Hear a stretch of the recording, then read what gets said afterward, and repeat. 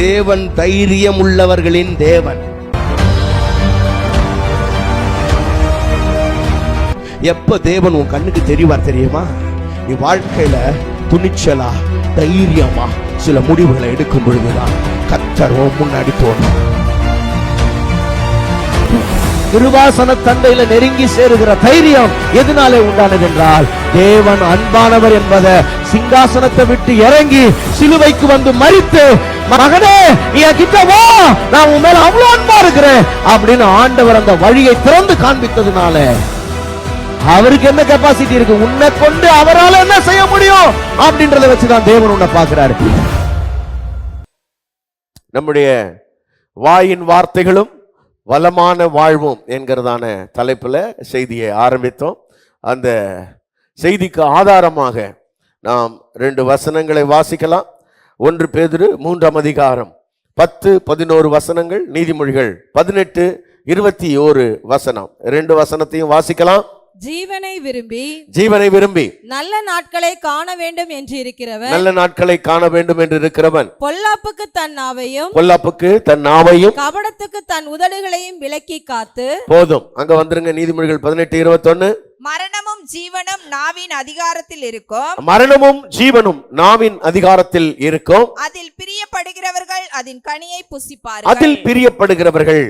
கனியை புசிப்பார்கள். கர்த்தருக்கு மகிமை உண்டாவதாக. அல்லேலூயா. எல்லாம் கவனிங்க.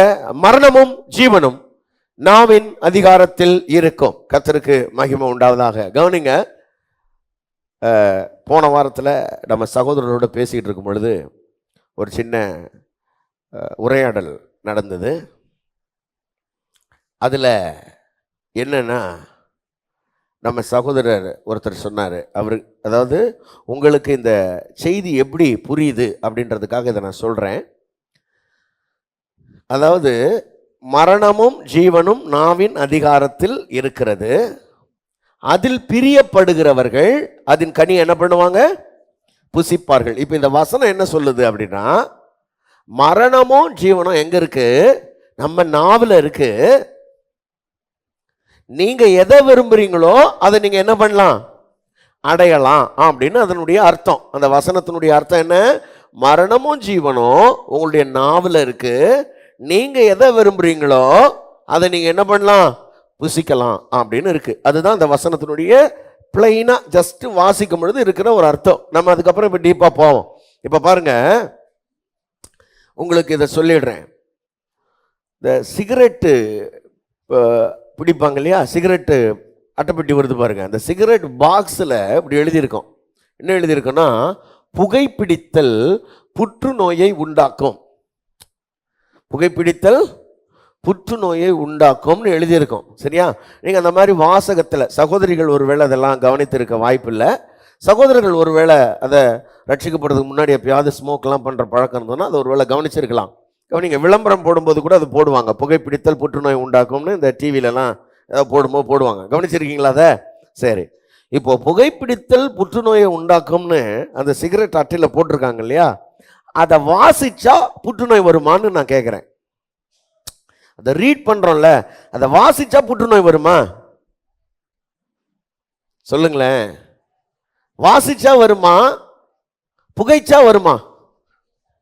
சொல்லுங்க. வாசிச்சா வருமா?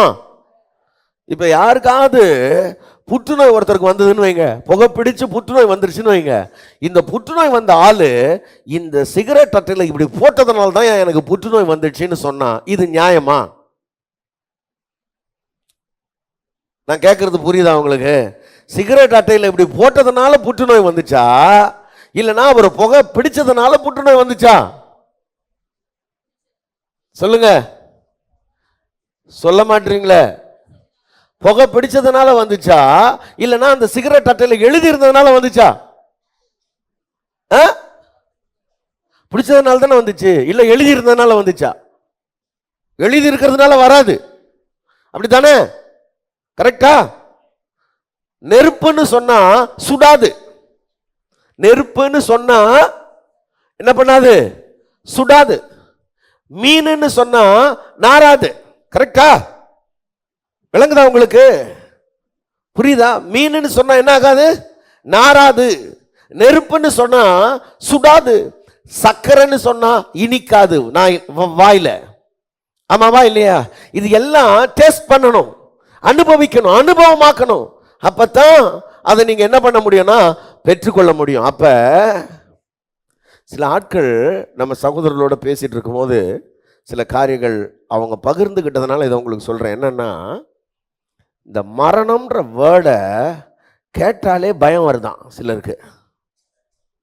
அதை கேட்டாலே கஷ்டமா இருக்குது அப்படின்னு சொல்லிட்டு சொல்றாங்க. கேட்கறது, நாம மரணமும் ஜீவனும் நாவின் அதிகாரத்தில் இருக்குதுன்னு சொல்றது எதுக்காகனா, உங்ககிட்ட தான் உங்க ஆசீர்வாதம் இருக்குது.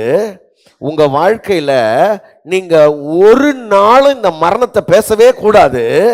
உங்க வாழ்க்கையில மரணம் என்பதே, மரணம்னா என்னது? மரணம்னா நாம நினைக்கிற மாதிரி இந்த மரணம் இல்லை. மரணத்துக்கு அர்த்தம் வாரம் சொன்ன என்னது? மரணம்னா என்ன? மரணம்னா சாபம், மரணம்னா தீமை, மரணம்னா செத்து போறது இல்ல. பைபிள்ல மரணத்துக்கு அர்த்தம் கொடுத்திருக்கு. மரணம்னா சாபம், மரணம்னா தீமைன்னு சொல்லி இருக்கு. அப்ப அந்த தீமைய, அந்த சாபத்தை வாழ்க்கையில பேசவே கூடாது அப்படின்றது தான் ரொம்ப முக்கியம். அதுக்காகத்தான் இந்த பிரசங்கம். ஒரு வருஷம் பிரசங்கிக்க போறேன். இதை எதுக்காக பேச போறேன்? ஒரு வருஷம் இதையே ஏன் பேச போறேன்னா, உங்க வாய கொஞ்சம் டீப்பா கழுவுறதுக்கு. பிரைஸ் காட், ஹல்லேலூயா. பக்கத்துல கைப்பிடி சொல்லுங்க, வாய கொஞ்சம் ஆழமா சுத்தம் பண்றதுக்கு தான் இதை பேசுறாரு போல இருக்கு. ஆமா, ஏன்னா இங்க நம்மால் என்ன நினைக்கிறாங்கன்னா, நாம் மரணம்னு எழுதி இருக்கிற வசனத்தை படிக்கிறதுனால உங்களுக்கு மரணம் வராது. காலையில இருந்து நைட்டு வரைக்கும் நீ இங்க இருந்து போயிட்டு கீழே படியில இறங்குனதுல இருந்து நீ என்ன பேசுற, நீ என்ன பேசுறியோ அதுதான் உனக்கு சம்பவிக்க போகுதுன்னு இந்த வசனம் சொல்லுது. பிரைஸ் தி லார்ட், ஹல்லேலூயா. விளங்குதா உங்களுக்கு? நீங்க என்ன பேசுறீங்களோ அது உங்களுக்கு பலிக்க போகிறது என்பதை தான் நான் விளக்கிக்கிட்டு இருக்கிறேனே தவிர, நான் சொல்றதெல்லாம் உங்களுக்கு பலிச்சிடும்னு வைங்களேன். நல்லா கவனிக்கிறீங்களா எல்லாரும்? நான் சொல்றது மாத்திரம் அப்படி பலிக்கிறதுக்கு கிருபை இருந்ததுன்னு வைங்க, எங்க நீங்களாம் இப்படியா இருப்பீங்க இன்னைக்கு? சோத்திரம், முடியவே முடியாது. நான் சொல்றேன், என் மனசே அவ்வளோ பெருசு. அல்லேலூயா. என் மனசே அவ்வளோ பெருசுன்னா அப்பா மனசு எவ்வளோ பெருசுன்னு பார்த்துக்குங்க. அப்போ நான் நினைக்கிறதும் நடக்க மாட்டேங்குது, அவர் நினைக்கிறதும் நடக்க மாட்டேங்குதுன்னா நீங்கள் எங்கே இருக்கிறீங்கன்னு பாருங்க. சோத்திரம், அல்லேலூயா. நீங்கள் இப்படியெல்லாம் வாழ முடியாது. நான் சொல்கிறதெல்லாம் பலிக்குதுன்னா உங்கள் ஒவ்வொருத்தரையும் இந்த தேசத்தில் சீமான்களாக நானே மாற்றிடுவேன். ஆமாம், நீங்கள் இப்படி இருக்கிற மாதிரி இருக்க மாட்டீங்க. உங்கள் வாழ்க்கையெல்லாம் மொத்தமாக மாறிடும். நான் மாற்றிடுவேன் அப்படி. ஆனால் அப்படி நடக்காது. அப்படி வைக்கல கர்த்தர். கர்த்தர் எப்படி வச்சிருக்கிறார்னா, உன் வார்த்தை, உன் வாழ்க்கைய உன் வார்த்தையினால நீ மாற்று. உன் வாழ்வின் ஆசீர்வாதங்கள், உன் வாழ்வின் நன்மைகள் எல்லாம் உன்னுடைய கட்டுப்பாட்டில் இருக்கிறது என்று கர்த்தர் சொல்லி இருக்கிறார். ஆகவே தான் இந்த மரணமும் ஜீவனும் நாவின் அதிகாரத்தில் இருக்குதுன்னு அங்க எழுதி இருக்குது. அதனால எப்பவுமே, அதனால தான் சொல்றேன், படிங்கடா படிங்கடா. இந்த பைபிளெல்லாம் படித்து திரும்ப ஒரு முறை போய் அதெல்லாம் கொஞ்சம் பாருங்க. யாரும் என்னமோ சொன்னால் அப்படி மண்டையாட்டிக்கிட்டு போகாதீங்க, தப்பாக புரிஞ்சிக்கிட்டு போகாதீங்க, சொல்லாத செய்தியை காதில் வாங்கிட்டு போகாதீங்க. செய்தி என்ன சொல்கிறாங்களோ அதை போய் பார்த்து நிதானமாக இதெல்லாம் வேதத்தில் இருக்கா, சரியா அப்படின்னு பார்த்துட்டு நீங்கள் என்ன பண்ணுங்க, அதை எடுத்துக்கொள்ளுங்கள் என்று நான் உங்களை எல்லா தாழ்மையோடும் அன்போடும் சொல்கிறேன். பிரைஸ் எல்லாம், ஹல்லேலூயா. ஆமாம், கொஞ்சம் அவர் சொல்லும்போது இந்த வசனம்லாம் இருக்குதான்னு பாரு கையில். அதனால தானே பைபிள்லாம் வச்சுருக்கீங்க. அதனால் யார் என்ன சொன்னாலும் அப்படி தலையாட்டிக்கிட்டே போகாதீங்க. தயவுசெய்து வேதத்தை ஆராய்ந்து அதில் இருக்கிற நலமானதை நீங்கள் எடுத்துக்கொள்ள கர்த்தர் நமக்கு அனுகிரகம் செய்வாராக. ஆமென், ஹல்லேலூயா. ஆமாம், அப்போ நல்ல ஒரு விஷயம் தெளிவாக தெரிஞ்சுக்கங்க. உங்கள் வாழ்க்கையில் ரொம்ப முக்கியமானது உங்களுடைய நாவு. அதில் சொல்லப்பட்டிருக்கு, ஜீவனை விரும்பி. எல்லாரும் சொல்லுங்க, நான் ஜீவனை விரும்புகிறேன். சொல்லுங்க, நான் ஜீவனை விரும்புகிறேன். நான் நல்ல நாட்களை பார்க்க வேண்டும் என்று ஆசைப்படுகிறேன். நல்ல நாட்களை பார்க்க வேண்டும் என்று விரும்புகிறவன், ஜீவனை விரும்பி நல்ல நாட்களை காண வேண்டும் என்று இருக்கிறவன். சொல்லுங்க, நல்ல நாட்களை காண வேண்டும் என்று இருக்கிறேன். அதனால தான் அங்க பாருங்க, அதனால தான் அந்த வசனம் இப்படி சொல்லுது. இந்த யாக்கோபுல நம்ம இப்ப வாசிச்சோம் இல்லையா, 3ஆம் அதிகாரம், அதுல அந்த 4வது வசனமா, தான் போகும் இடம் எதுவோ, தான் போகும் இடம் எதுவோ, நல்லா கவனிக்கணும், போகும் இடம் எதுவோ இல்லையா? ஆமா, தான் போய் சேர்றதுக்கு எந்த இடத்தை அவன் யோசிக்கிறானோ, அந்த கப்பலை செலுத்துறவன் தான் போய் சேர விரும்பும் இடம் எதுவோ அதான் ரொம்ப முக்கியம். அப்போ நீங்க இந்த இந்த இந்த நாட்கள்ல ரொம்ப தெளிவாய் தெரிந்து கொள்ள வேண்டியது என்னன்னா, எங்க போய் சேர விரும்புறீங்க? சிலருக்கு அந்த சேர விரும்புற இடம் இன்னும் சரியா கிளாரிட்டி இல்லை. பாருங்களேன், ஐயா நாங்க மதுரைக்கு போற ட்ரெயின்ல ஏறிட்டோம். ஐயா மதுரைக்கு போற ட்ரெயின்ல ஏறிட்டேன், எங்க இறங்கணும்? நீ இறங்க வேண்டிய இடம் எங்க? மதுரையா, திருச்சியா, சேலமா, இல்லை அதுக்கு முன்னாடி வேற எங்கேயாவது திண்டுக்கல்ல, விழுப்புரத்துல, எங்கேயாவது வேற செங்கல்பட்டுல, தாம்பரத்துல கூட இறங்கலாம். நீ எங்க இறங்க போற? போய் சேர வேண்டிய இடம் எது? சிலருக்கு அதுதான் விளங்கல, சிலருக்கு விளங்காம அப்படியே போயிரும். ஐயா சரியா முடிவு பண்ணு, வாழ்க்கையை நீ தெளிவாக தீர்மானம் பண்ணு, போய் சேர வேண்டிய இடம் எது என்பதை முடிவு பண்ணு. சிலருக்கு பாருங்க, வாழ்க்கையில இன்னும் சரியாக முடிவெடுக்க தெரியல அவங்களுக்கு. எங்க போய் சேரணும்? அப்படியே போவோம்யா, போற போக்கில் போய் எங்க போதோ போய் சேர்ந்துக்கலாம். கிடையாது, அப்படியெல்லாம் போக முடியாது. முதல்ல நீங்கள் போய் சேர வேண்டிய இடம் எது என்பதை நீங்கள் தெளிவாகுங்கள். எப்படிங்க தெளிவாகிறது? வேதத்துக்குள்ளவா, வேதம் அதை குறித்த தெளிவை நமக்கு சொல்லுகிறது. நீ போய் எங்க சேரணும்னு விரும்பணும், எதை விரும்பணும்னு பைபிள் சொல்லுது, அதை விரும்பு. மற்றதெல்லாம் விரும்பிக்கிட்டு இருக்க கூடாது. விரும்பிட்டு இருந்தா நாம போய் சேர வேண்டிய இடத்துக்கு சேர முடியாது. 10 இடத்துல இறங்கி ஏறிக்கிட்டு இருந்தோம்னா போய் சேர வேண்டிய இடத்துக்கு சரியான நேரத்துக்கு போய் சேர முடியாது. அதனால உங்களோட வாழ்க்கையில உங்களுடைய டெஸ்டினேஷன் ரொம்ப முக்கியம்.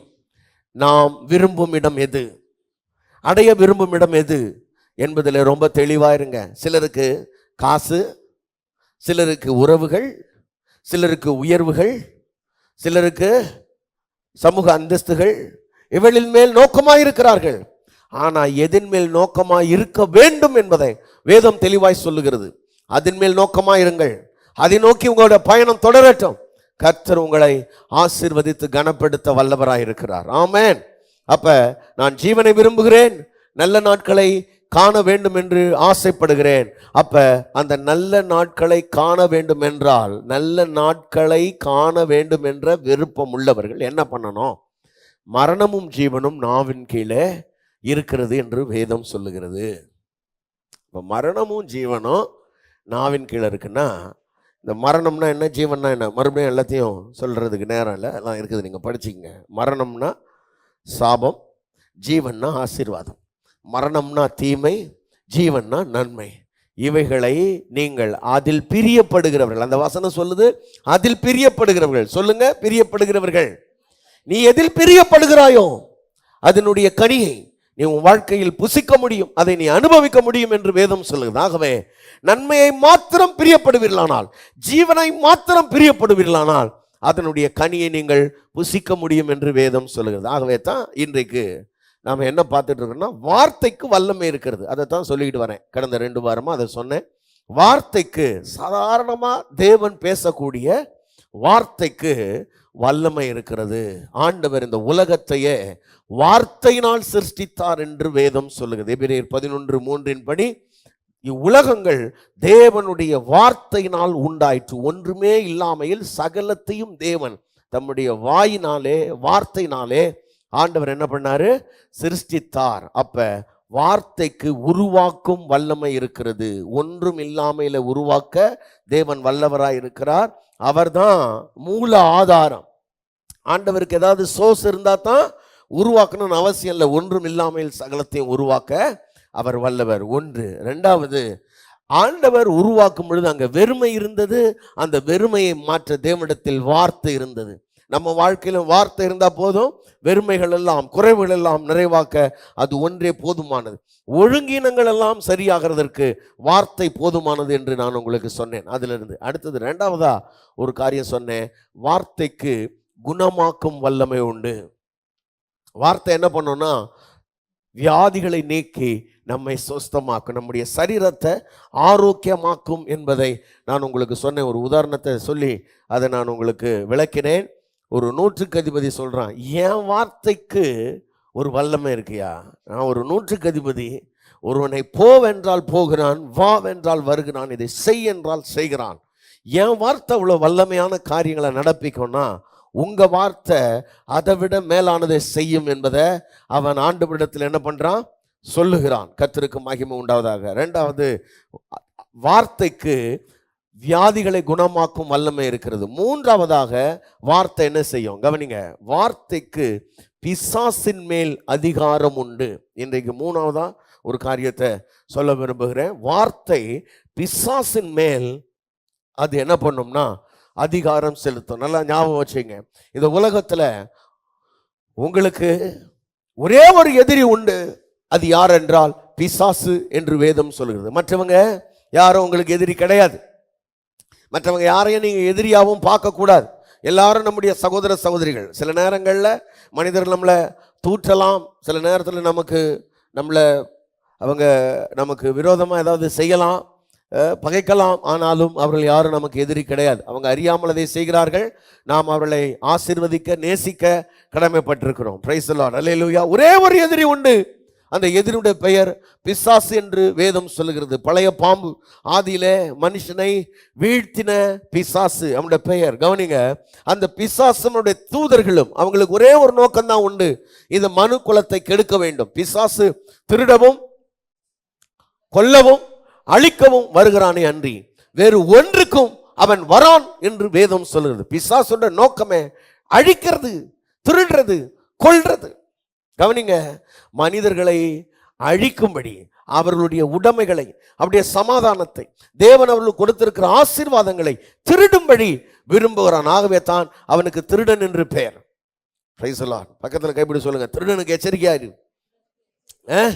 திருடனுக்கு எச்சரிக்கையாயிரு.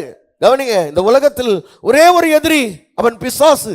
அப்ப நல்லா கவனிங்க, உலகத்தில் இருக்கிற மக்களை அலைக்கழிக்கும்படி கெடுக்கும்படி பிசாசும் அவனுடைய தூதர்களும் சுற்றி திரிகிறார்கள் என்று வேதவாசனம் சொல்கிறது. மத்தேயுல 12ஆம் அதிகாரத்துல பிசாசு என்ன பண்ணுவானா? சுற்றி திரிகிறான். 1 பேதுருல அப்போஸ்தலனாகிய பேதுரு எழுதுறார், எவனை விழுங்கலாமோ என்று அவன் சுற்றி திரிகிறான். அவனுடைய வேலை சுற்றி திரிவது. கவனிங்க, அப்படி பிசாசு சுற்றி திரிகிறான், சில மக்களை கட்டி வைத்திருக்கிறான். கவனிக்கணும், ரட்சிக்கப்பட்ட தேவனுடைய பிள்ளைகள், நீங்க பிசாசுடைய கட்டுகளில் இருந்து நீங்கள் விடுவிக்கப்பட்டிருக்கலாம். கர்த்தருக்கு ஸ்தோத்திரம். நீங்கள் இன்னும் ஆண்டவரோட நெருங்கி இருக்க பாருங்கள், ஆண்டவரோட ஐக்கியம் கொள்ளுங்கள். அதிகமாக ஜெபத்திலும் வேத தியானத்திலும் தேவனுக்கு கேட்கும் காரியங்களிலும் அதிகமாய் நீங்கள் இணைந்திருங்கள். ஏன் அப்படி இணைந்திருக்க வேண்டும்? ஏனென்றால் பிசாசு சுற்றி திரிகிறான். எவனை விழுங்கலாமோ என்று வகை தேடி திரிகிறான். அவன் தான் விட்டு வந்த இடத்தை திரும்ப வந்து பார்ப்பான் என்று வேதம் சொல்லுகிறது. அந்த இடம் பெருக்கி ஜோடிக்கப்பட்டிருக்குமானால் அந்த இடத்திற்கு வந்து அது வெறுமையாயிருக்க கண்டால் அவன் தன்னிலும் பொல்லாத வேறே பெரிய ஆவிகளை கூட்டி கொண்டு வந்து அங்கே குடி வந்துருவான்னு வசனம் சொல்லுது. யாரையும் பயமுறுத்துறதுக்காக சொல்லல, சில காரியங்களை நீங்கள் புரிந்து கொள்ள வேண்டும் என்பதற்காக சொல்லுகிறேன். பிசாசுக்கு இயேசு கிறிஸ்து கிட்டேயே அவன் திரும்ப திரும்ப வந்தான். ஆண்டவர் சொன்னாரு, இவ்வுலகத்தின் அதிபதி என்னிடத்தில் வருகிறான். ஒரு முறை வரல, பல முறை வந்தான். ஆண்டவர் சொன்னாரு, அவனுக்கு என்னிடத்தில் ஒன்றுமில்லை. அல்லேலூயா. பக்கத்துல எப்படி சொல்லுங்க, பிசாசு அப்பப்போ வந்து பார்ப்பான், அவன் ஐட்டம் ஏதாவது உங்ககிட்ட இருக்கான்னு கொஞ்சம் நோட்டம் விடுறான், கொஞ்சம் கவனம். பிசாசுக்கு எதிர்த்து நில்லுங்கள், அவன் உங்களை விட்டு ஓடி போவான். பிசாசுக்கு எதிர்த்து நிற்கும் பொழுது கவனிங்க, தேவனுக்கு கீழ்ப்படிய வேண்டியது அவசியம். பிசாசுக்கு எதிர்த்து நில்லுங்கள், தேவனுக்கு கீழ்ப்படிந்திருங்கள். தேவனுக்கு கீழ்ப்படிகிறதின் மூலமாக மட்டுமே பிசாசுக்கு எதிர்த்து நிற்க முடியும் என்பதை புரிந்து கொள்ளுங்கள். பிரைஸ் காட், ஆமென். நல்லா கவனிங்க, எதிர்த்து நிற்கிறதுனா சில ஆட்கள் பாருங்க, நான் பிசாசுக்கு எப்பயும் எதிர்ப்பு தான் நான் போகும்போது வரும்போதெல்லாம் பயங்கரமாக பிசாசை கட்டி ஜெபம் பண்ணுவேன், கட்டி ஜெபம் பண்ணு. ஆனால் அவன் கட்டப்பட மாட்டான். காரணம் என்ன தெரியுமா? உனக்கு கீழ்ப்படுதலே கிடையாது. சில ஆட்கள் பாருங்க, போகும்போது வரும்போது இயேசுவின் நாமத்தில் கட்டுறேன் பிசாசை, இயேசுவின் நாமத்தில் கட்டுறேன் பிசாசன்னு. நீ பிசாசை எவ்வளோ கட்டினாலும் அவன் கட்டப்படாததுக்கு காரணம் என்னன்னா, நமக்குள்ள கீழ்ப்படுதல் இல்லைன்றது தான் பிரச்சனை. Price the Lord. கவனிங்க, இந்த பிசாசின் மேல தேவன் நமக்கு அதிகாரம் கொடுத்திருக்கிறார். எத்தனை பேர் அதை நம்புறீங்க? அல்லேலூயா. ஆமா, பிசாசுகளை நீங்கள் துரத்துவீர்கள். எத்தனை பேர் அதை நம்புறீங்க? கர்த்தர் பிசாசுகளை துரத்தும்படியான அதிகாரத்தை கர்த்தர் நமக்கு கொடுத்திருக்கிறார். ஆமென். அப்ப நல்லா கவனிங்க, இந்த உலகத்துல தேவனற்ற வாழ்க்கை, யாராவது ஒருவர் தேவனிடத்தில் இல்லாமல் இருப்பார்களானால் அவர்கள் மேல் யார் ஆளுகை செய்கிறார்கள் என்றால், இவ்வுலகத்தின் அதிபதி அல்லது பிசாசு ஆளுகை செய்கிறான் என்று பரிசுத்த வேதம் தெளிவாய் சொல்லுகிறது. யாரெல்லாம் தேவனுடைய ஆளுகையின் கீழ் இல்லையோ, யார் தேவனுடைய ராஜ்யத்திற்கு உட்பட்டவர்களா இல்லையோ, அவர்கள் இருளின் அதிகாரத்தின் கீழ் இருக்கிறார்கள் என்று பரிசுத்த வேதம் தெளிவாய் சொல்லுகிறது. இங்க யாராவது புதுசா வந்திருப்பீங்கன்னா, ஆண்டவரை அறியாம இன்னும் ஞானஸ்தானம் எடுக்காம தேவனுடைய பிள்ளையா ஆகாம பூரணமான மனம் திரும்புதலுக்குள்ள வராம இருப்பீர்களானால், நான் உங்களுக்கு சொல்லுகிறேன், நீங்கள் மனம் திரும்புங்கள், உங்கள் வாழ்க்கையில ஆண்டவரை ஏற்றுக்கொள்ளுங்கள், நீங்கள் உங்கள் வாழ்க்கை முழுவதுமாய் தேவனுக்கு ஒப்பு கொடுங்கள், நீங்கள் கிறிஸ்துவினுடைய ஸ்தானாதிபதிகளாய் பிள்ளைகளாய் மாறுங்கள், தேவனுடைய ஆசீர்வாதத்தை பூரணமாய் பெற்று அனுபவிங்கள். ஆமென். அல்லேலூயா. காரணம் என்னவென்றால், அருமையான தேவனுடைய பிள்ளைகளே, நீங்கள் இருளின் ராஜ்யத்திலிருந்து விடுபட வேண்டியது அவசியம். தேவன் உங்களுக்கு என்று ஆயத்தப்படுத்தி வைத்திருக்கிற சகல நன்மைகளையும் சுதந்தரிக்க நீங்கள் கிறிஸ்துவனுடையவர்களாய் மாற வேண்டும். ஆமென். சரி, கவனிங்க, வார்த்தைக்கு பிசாசின் மேல் அதிகாரம் உண்டு, அல்லது பிசாசை ஜெயிக்கிறதற்கான வல்லமை வார்த்தையில் உண்டு என்பதை ஒரே ஒரு சம்பவத்தை நாம வாசிக்க கேட்ட வேத பகுதி. இந்த வேத பகுதி மிகவும் அதிகமாக நிறைய பேர் அதை விரும்பி படிக்கிற ஒரு வேத பகுதி.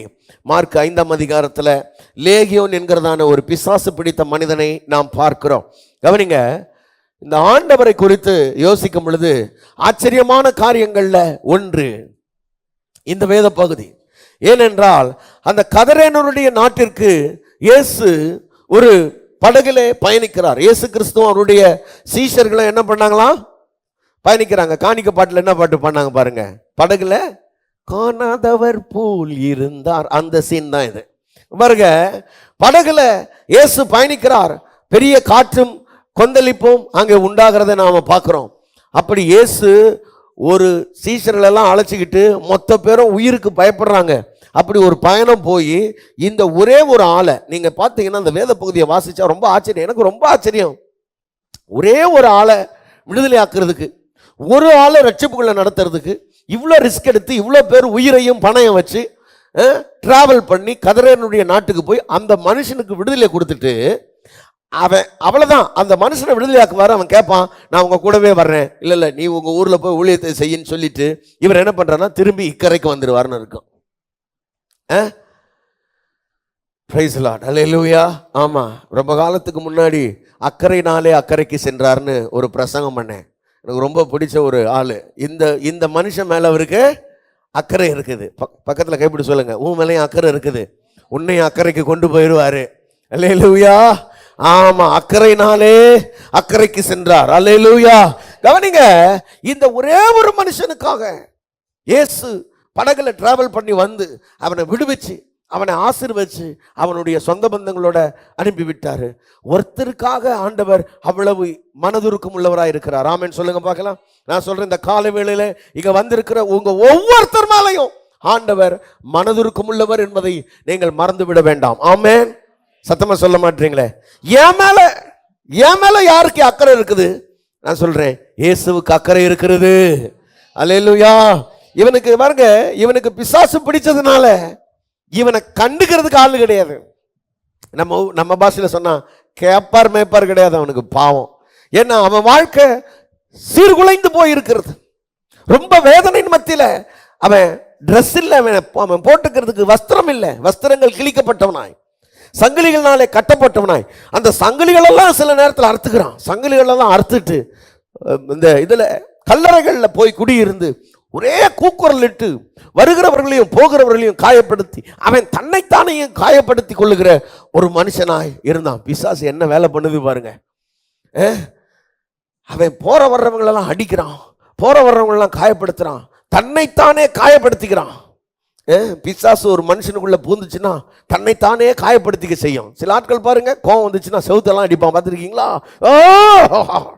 பேய் சோத்திரம். இந்த பேயெல்லாம் தரத்தணும் இயேசுவின் நாமத்தில். எங்கேயாவது போய் செவுத்துல முட்டி கட்டையெல்லாம் எடுத்து அடிச்சுப்பான். சில ஆள் என்ன நானே காயப்படுத்தி கொள்கிறேன். அது பேயோட தன்மை தானே அது.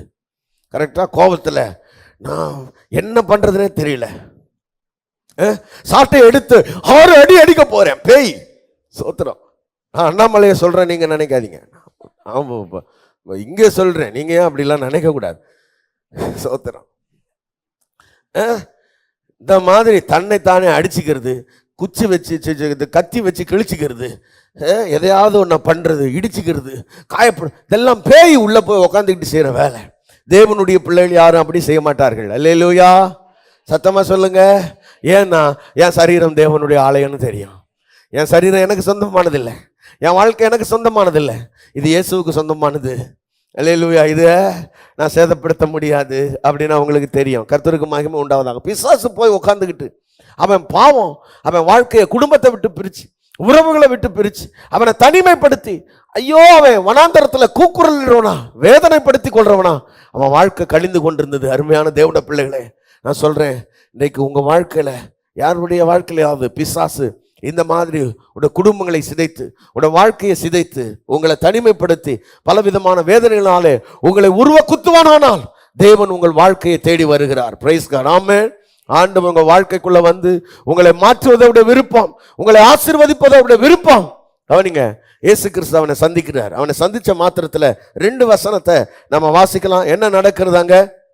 இந்த பிசாசு உடனடியாக ஓடி வந்து அவருடைய பாதத்தில் விழுந்து, தேவனுடைய குமாரனே எங்களை வேதனைப்படுத்தவா இங்க வந்தீர் அப்படின்னு நம்ம கேட்கிறத நம்ம பார்க்கிறோம். 7வது வசனம், இயேசுவே, இயேசுவே உன்னதமான தேவனுடைய குமாரனே, எனக்கும் உமக்கும் என்ன, என்னை வேதனைப்படுத்தாதபடிக்கு, என்னை வேதனைப்படுத்தாதபடிக்கு தேவன் பேரில் உமக்கு ஆணை என்று மிகுந்த சத்தமிட்டு சொன்னான். நல்லா கவனிங்க. என்னை வேதனைப்படுத்தவா இங்கே வந்தீர், என்னை வேதனைப்படுத்தவா இங்க வந்தீர்னா ஆண்டவர் பாருங்க அவன்கிட்ட பேசுறாரு. என்ன பேசுற தெரியுமா? உன் பேர் என்ன, பேர் என்னன்னு கேட்கிறாரு. அவன் சொல்றான், நாங்க அநேகரா இருக்கிறபடினால் உங்களோட பேரு லேகியோன். ஒரு ஆளுக்குள்ள ஒரு பேய் பிடிச்சாலே பெரிய பிரச்சனை.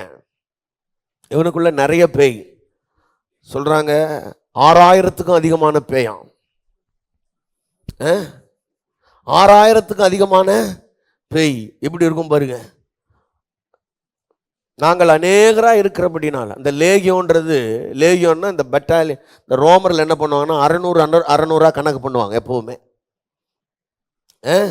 அதனால இது 10 600 சேர்ந்தது இந்த லேகியோன்னு சொல்றதுன்னு சொல்றாங்க.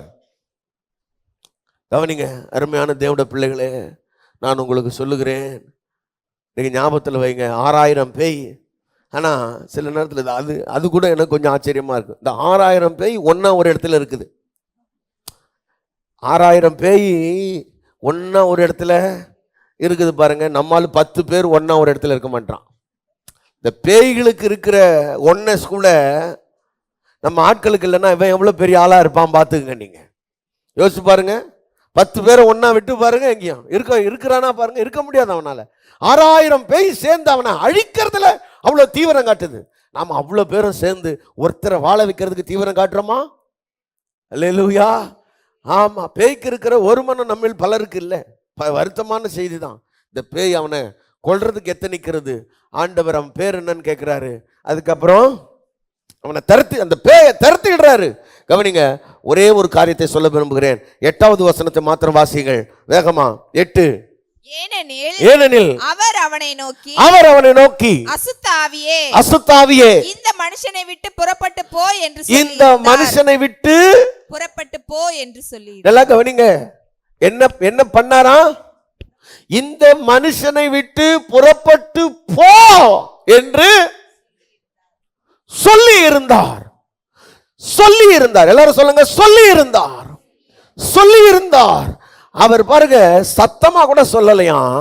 அத அங்க பாருங்களேன், உள்ள இருந்து அப்படி அந்த மனுஷனை பார்க்கும் போதே இந்த மனுஷனை விட்டு புறப்பட்டு போ என்று சொல்லி இருந்தார். அதை சொன்னதுனால அந்த பிசாசு எங்களை வேதனைப்படுத்தாதீங்கன்னு வந்து காலில் விழுந்துருச்சு. அவர் சொன்ன மாத்திரத்துல இந்த பேய்களுக்கெல்லாம் இந்த சரீரத்துக்குள்ள தங்க முடியல. அவர் சொன்னார், இந்த பேயெல்லாம் இப்ப வெளியில ஓட ஆரம்பிக்குது. எங்களை தொடர்பு கொள்ள வேண்டிய தொலைபேசி எண்கள் 92-831-6062, 98-406-7255. எங்களை தொடர்பு கொள்ள வேண்டிய முகவரி அகாப்பே சபை, எண் 189, EH ரோட், கொருக்குப்பேட்டை, சென்னை 6,21,000.